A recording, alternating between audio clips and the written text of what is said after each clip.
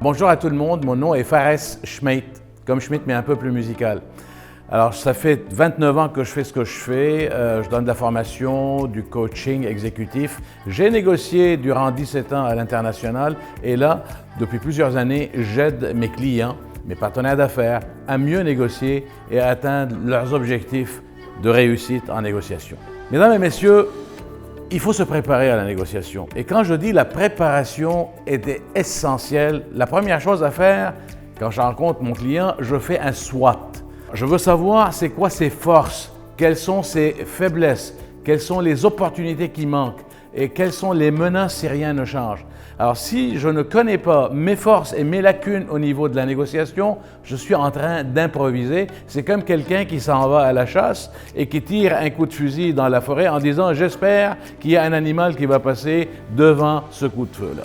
Alors dans la préparation, je dois aller chercher le plus d'informations possible sur l'interlocuteur, la partie avec laquelle je négocie. Chercher le plus, on n'a jamais assez d'informations. Deuxième chose à faire, c'est de trouver la valeur ajoutée. Pourquoi devrait-il me dire oui? Pourquoi cet interlocuteur devrait me dire oui? Et je vous demande de préparer, de trouver 7 bonnes raisons pourquoi tu dois avoir un oui. Donc, valeur ajoutée, pourquoi tu dois avoir un oui? Et la partie la plus intéressante dans la préparation de la négociation, c'est d'aborder avec la bonne attitude. La bonne attitude, c'est-à-dire je ne suis pas mieux que toi et tu n'es pas mieux que moi. Dans le temps, on négociait, moi aussi je négociais gagnant-perdant. Tu ne peux plus le faire. Aujourd'hui, quand tu négocies, tu dois toujours donner l'impression à l'autre aussi qu'elle a gagné quelque chose.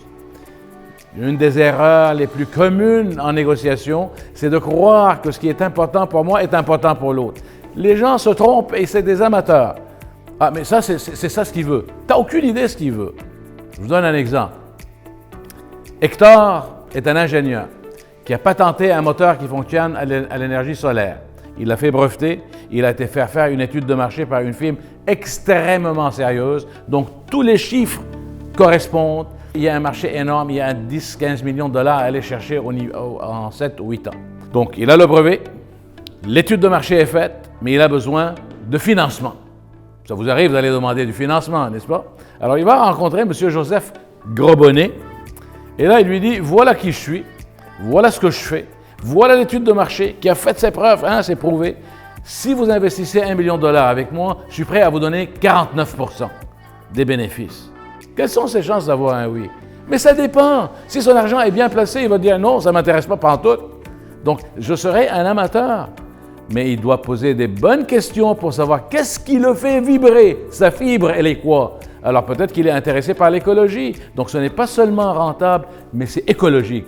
Et s'il s'en fout de l'écologie, mais tout ce qui l'intéresse, c'est d'avoir sa photo sur le Time Magazine. Mais là, je vais lui dire, tu vas être rentable, tu vas contribuer à l'écologie et tu vas avoir ta photo sur le Time Magazine. Mesdames et messieurs, j'ai un fantasme. C'est de réduire mes formations de négociation de 2 jours à 30 secondes. Je vous dirai 3 étapes. Tu dois savoir ce que tu veux, le minimum acceptable ou le maximum à payer. Tu dois savoir ce que l'autre veut et surtout pourquoi il le veut. Le pourquoi. Les gens ne cherchent pas le pourquoi.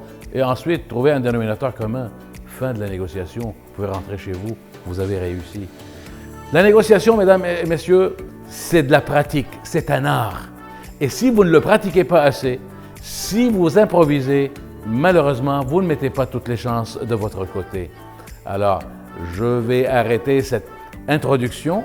Alors, avant de poursuivre, si vous avez aimé ce que vous avez vu et entendu, je vais vous demander de liker, de vous abonner à ma chaîne et c'est ce qui va me permettre et m'encourager à vous donner beaucoup plus d'informations sur la vente, la communication, le closing, les objections. Et si vous êtes intéressé, envoyez-moi de l'information aussi. Je vais couvrir des sujets qui vous touchent. Au plaisir.